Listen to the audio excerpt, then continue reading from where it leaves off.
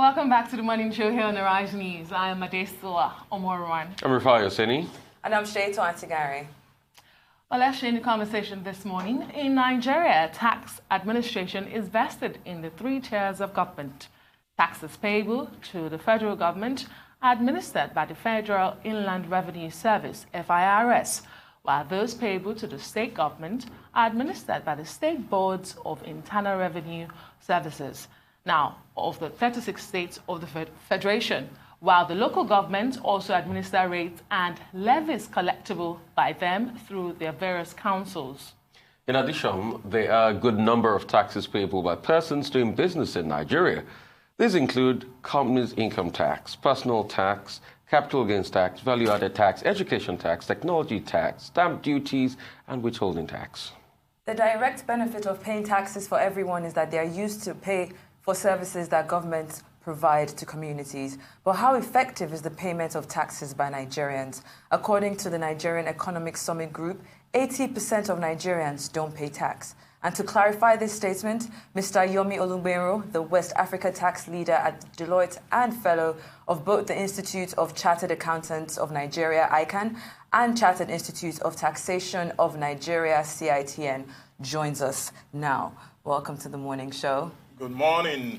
Pleasure to be here. Good morning. Now, with 80% of Nigerians still not paying tax, we would say the immediate answer to this is the quality of the administration and enforcement of these agencies. Why do you think we still have a high number of Nigerians that don't pay tax in 2019? Well, it's a multifaceted issue. So it's not a problem that started yesterday. So it's a problem that's been with us for years. When that statistic that you alluded to, I think it was the NESG, that did a citizen survey and came up with this revelation that maybe only 80% are within the tax net and probably just about 14 are those that are actual active taxpayer. What has happened is that between the collection and the enforcement mechanism that's operate within the country, the regulatory framework, that somehow appear opaque and all of the challenges we're battling with, and also just oppose that with what I call trust deficit, when people just don't see, the compelling reason for them to do what is right. So, and that's why we're where we are. A lot of efforts are going on, by the way, in trying to, change the narratives and change the story.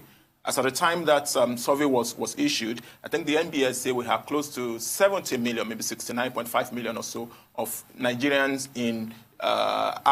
who are active economically, and only 14 million, as at that particular time, are registered with the tax authority. That's about 20%. And not even all the 14 million are active taxpayer. Maybe about 10 million or so are active in paying taxes because they are in active paid employment. So that's where we are.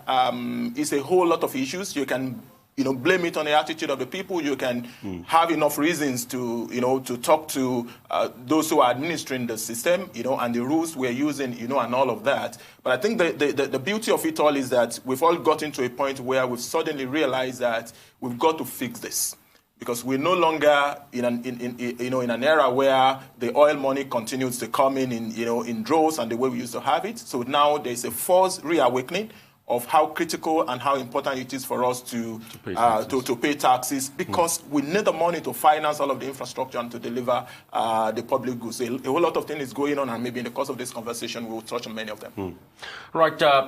This comes to mind. You remember just the first time of this administration, you had things like the Voluntary Asset Declaration Scheme, VADES program, that was touted to bring a lot of people into the tax net. You had the constant campaign by FIRS to bring a lot of people into the tax net. But it's still quite low. Look at the numbers, 6% in general, tax to GDP ratio in this country.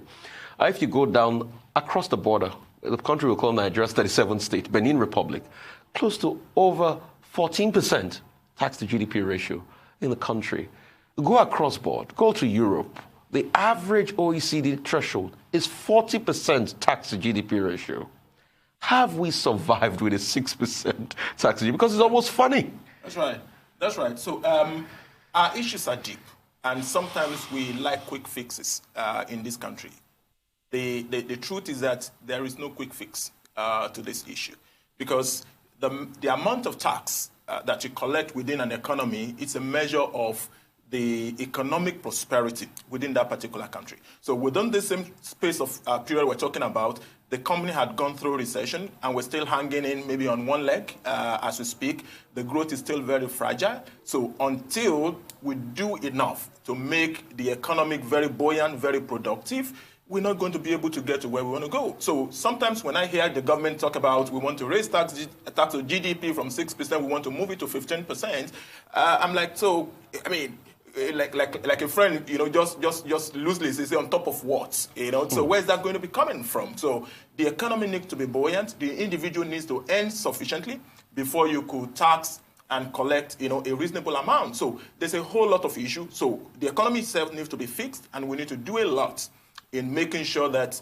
we get this economy thriving back to the 7%, back to the 8%, growth rate that we used to know, with 1-2% and in between growth that it's still very fledgling, and there's no way we can get so much. Look at the disposable income of individual. So individual need to earn a lot before we could ask for a fraction of that, and it will amount to something. Until we fix that, all of the efforts at trying to raise the tax to GDP, we just in a way further pushing down pressure and pain on the few that are still doing some stuff. So we need to be careful that in an attempt to grow the non-oil taxes or and grow tax penetration, we're mindful of the impact on the economy itself that is still on its knees. The NSCG identified some possible factors responsible for this low numbers we are seeing, to include low morale, compliance, and trust. And then I want to take it back to Rufai's question, just to pick up from there. 2 years ago, the then finance minister brought up VAT. There was an amnesty for 12 months. This was to help broaden and increase revenue generation from tax. However, a World Bank report last year did say, that fell really short. They got only 8% of the $1 billion the government had projected. Why did you think that this failed partially, or was successful only partially? And do you think that it's something we can replicate again, perhaps improve on it? All right, so I would say in terms of the revenue expectation, so we could conclude that it fall below expectation. So $1 billion USD, and you made just a fraction of that. Mm-hmm. But I think it succeeded in a number of ways. One is the level of awareness. So one of the things that the NESG report also did identify is the level of education and the level of awareness. People need to know what's payable. People need to know what their obligations are, when is it payable, and all of that. And one of the things that the VAT system, and there's a successor to that, the voluntary offshore asset regularization scheme, that came after the 1 year expiration of VAT.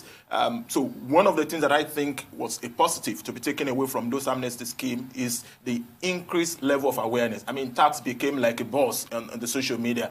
Tax Thursday, you started having a whole lot of campaign, and that was part, of the measure at growing the tax penetration.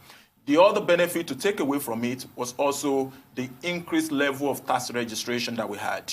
I mean, if you add that to the National Tax Database project that is ongoing, what we're told is that against the 4 million registered individuals that we started from before VAT, we're likely going to raise the number of registered tax individuals in Nigeria to 45 million.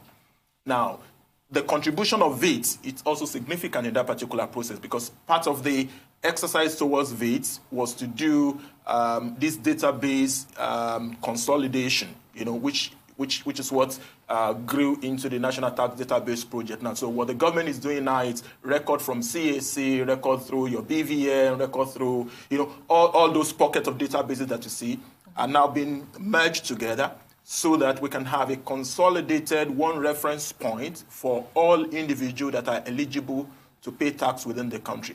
That's one major step. So let's first of all have visibility over how much Adesua earns or how much Rufai earns, and who is involved in this economic activity. And that would be a major step. Once we do that, we can then push on to making sure that everyone who is eligible to pay tax pay the fair and right amount of taxes. Prior to now, I mean, it's so appalling. It's almost unbelievable that you have a landlord who has property. I mean, just an analogy. I have properties spread all over the country. I have tenants occupying each of those flats. I just don't have the database of who they are as the landlord. And here am I complaining about I don't have money. I mean, it's so ridiculous. That's exactly the state that Nigeria was. You know, we had 70 million economically active individuals. We only know 14 million of them.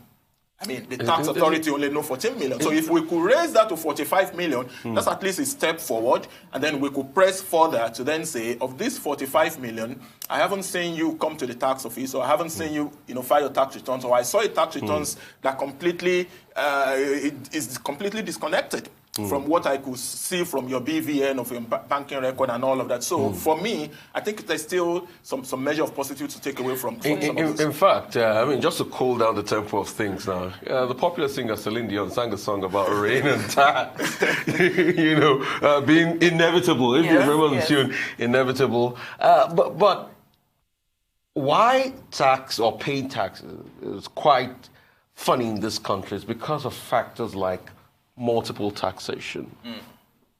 A lot of people favor a one direct approach to taxation. So I go on the tax portal website, I put in my tax detail, I have a platform where deductions, my VAT and everything is being taken once. Sort of like a single treasury account for taxation. But that's not the case.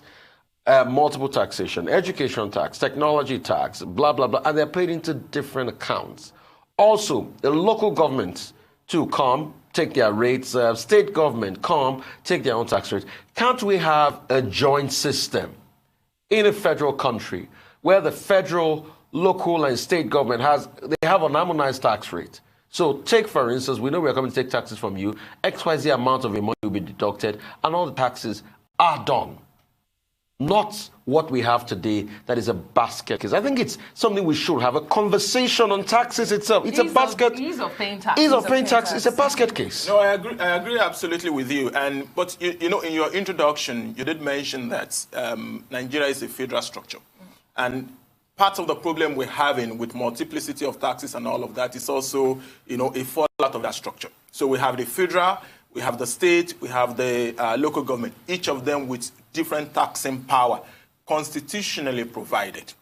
And the list of taxes and levies, for example, there's actually a legislation called Approved Taxes and Levies Act, just paraphrasing it. There are different 9 taxes that the federal government is entitled to collect, 25 at state level.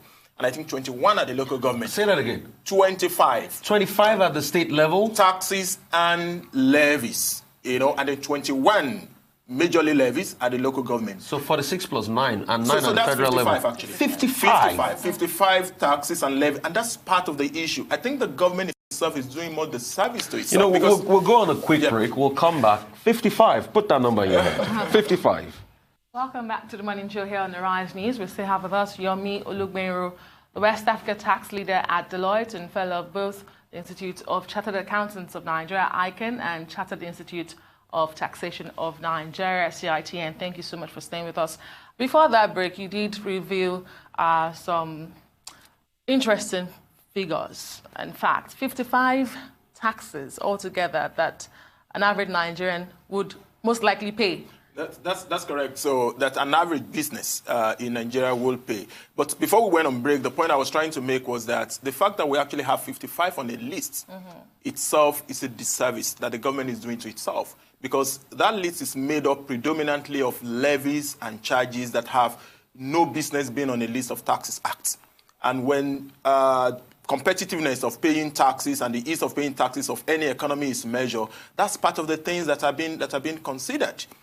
So we don't need to have on that list levies for rental of car park or burial ground or TV license or radio license that people car license and all of that. Let's focus on the real tax, which ideally I think will be about 9 or thereabouts. And let's make sure that we have legislations in place that even though we're federal structure, and each state is supposed to have the exclusive and concurrent list, let's have guidelines as to how many number of taxes a state could have, for example. So if you want to introduce a new type of tax, for example, you should repeal an existing one or merge it all together. So we don't necessarily need to have different tax lines for virtually everything. So the day we're talking of how to improve education, there's an education tax.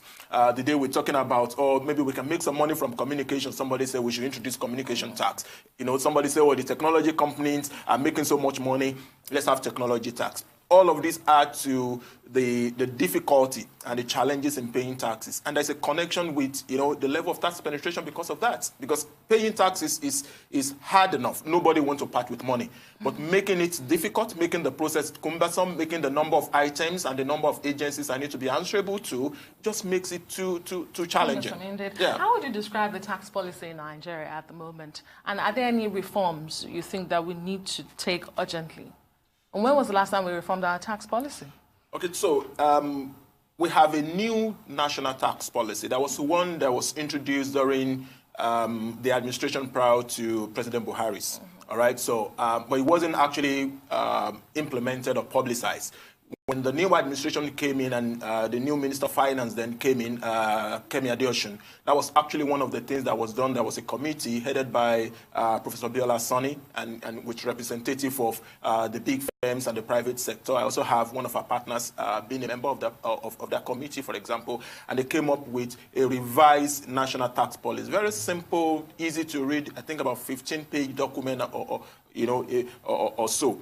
And for me, if there's actually any shining light in our tax system, it's actually our national tax policy. Okay. Now, very simple, provide clear direction of what should be done. How do we use tax to grow tax penetration? How do we use it to encourage SMEs? How do we use it to drive investment, and all of that? How do we cement, build closer ties with countries and all of that? We have just about 9 or so double tax treaty with different countries. So how do we increase that, and all of that? Fine document, fine policy, but it is what it is. It's just a policy. It doesn't have the force of law. You then need to have, because in the tax administration, there are different pillars. There is the policy, there is the law, the regulation, and then there is the administration. So of those 3 pillars, I think I will score the policy pillar an excellent grade. Fantastic document. What we should then have done is to then move that to the legislative block and look at our legislative framework. What laws do we have in place to bring to tax companies, our companies' income tax? Our companies' income tax, the 1979 Act, right? Value-added tax, which is more or less the most recent of our legislation for taxing. That was 1993, which was before the advent of internet in the country. And that's why the country is running in every direction, trying to tax the digital economy, trying to tax e-commerce and all of that. They don't even understand the digital economy. Because the regulatory framework predates those developments. There are terminologies, there are different ways of doing businesses now that is very completely alien to those legislation. 1979 Acts, all right? 1993. All right, Personal Income Tax Act and all of that. So what you would have expected, for example, during the height of the recession, I said we lost a golden opportunity because that was a time when everybody realized that something needs to happen within our tax system to be able to get this economy, out of the woods. And that should have been the time that we should have pushed in a lot of regulatory reform. Let's come up with new law. Let's make them nimble. Let's make them agile. Let's make them address the digital economy that we're now running. But, I mean, you all know how it went with a legislative agenda. I'm hoping that in this new administration, now that all the discord between executive and legislatures to be out of the way, let's move with speed, let's move with action. So, talking about the reform that you asked for, there's actually a reconstitution of that committee that's addressing the implementation of the national tax policy. So that committee has been inaugurated, I think it was inaugurated in August. They had their meeting, I think, last week in Abuja. And what they're coming up is, what are the changes we need to make to the laws? What new laws do we need to pass? What new bills do we need to send to the National Assembly? And if we do that on the back of a new national tax database, if we get through with the 45 million, so we know those who to be taxed, right? And we have a very effective regulatory framework to be able to tax them appropriately, I think we will move some step further. Okay, so on the flip side of all of this, we've been able to point out what's making what is making it really difficult for a lot of Nigerians to pay their taxes and how cumbersome it is, the process and all of it. However, it's one thing to be able to formulate how to collect taxes from Nigerians, but on the flip side, how are we monitoring there's been an increase in revenue from taxes from 2015 up until now. But how are we able to regulate how much the money that has come in over the years that's supposed to come, increase government revenue and help in things like, roads and education and healthcare and all of that? How are we able to regulate that money coming in, that it's not siphoned? Because if you speak to a regular Nigerian, they will tell you they don't trust the fact that, they're paying taxes, they can't see what is being done in the country. So how, on the flip side, can we monitor the money that is coming in from taxpayers already?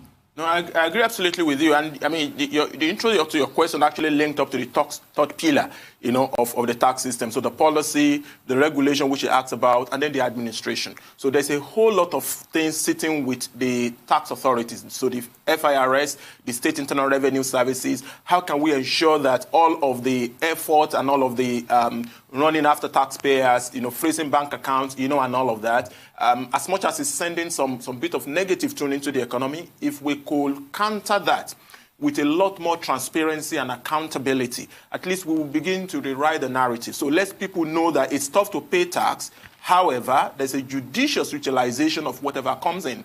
From the NESG report, a significant percentage of Nigerians say they don't trust the tax authority, or they don't trust the government.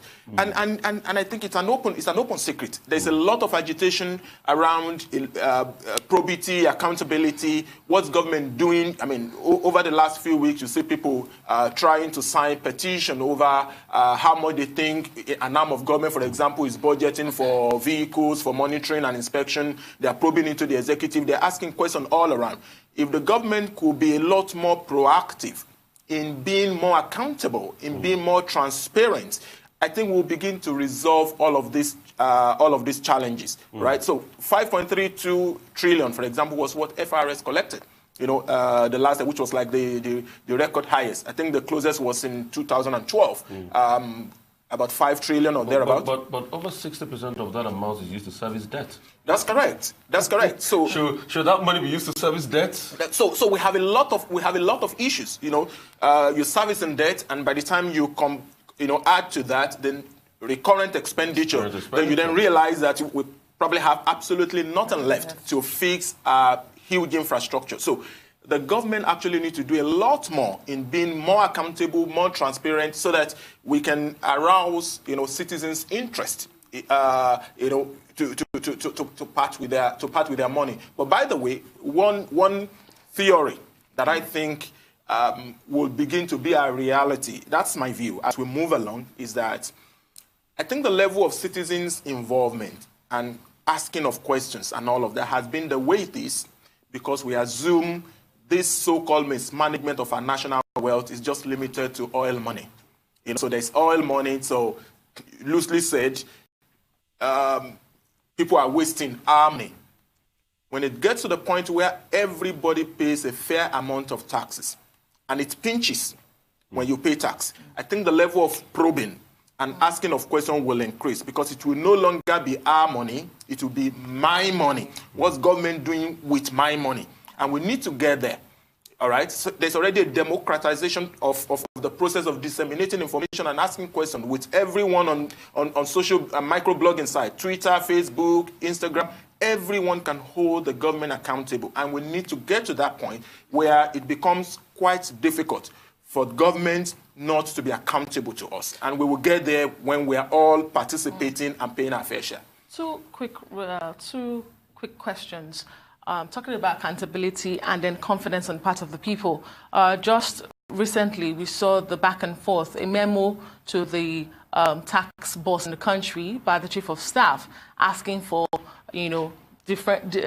differentials in projections and actual collection. This sort of memo, does it improve? What sort of impact will it have on confidence of the people? Because you're talking about asking questions. Now, this is the government. asking questions from its employee. Do you think that will boost confidence? Secondly, starting January 2020, the FIRS is looking at new stream of revenue, including the digital economy, 5% on domestic and international electronic transactions. How much of a difference would this make? Will it broaden this tax gap you're talking about? Right, fantastic question. So I think the first one, my view is that we over-politicizing legitimate bureaucratic process. And I think it's happening because of the general climate. Everything in Nigeria gets politicized. I don't think it's unusual for agency of government to be asked to explain the difference between what the budget is and what the actual collection is. But sometimes the manner of approach and all of that, you could begin to read, some undertone connotation, and all of that. So I was surprised to see the letter in the social media, including the response of FIRS and all of that. I think many of those things can be kept away from, from social media. It was just a legitimate question being asked, and I think the response of FIRS was also very robust. We need to quickly wrap up. If we could just move to the second question quickly. Will you widen the... I don't think we have time for that. Thank you so much, Yomi. Okay, great one. Thank you so much as always.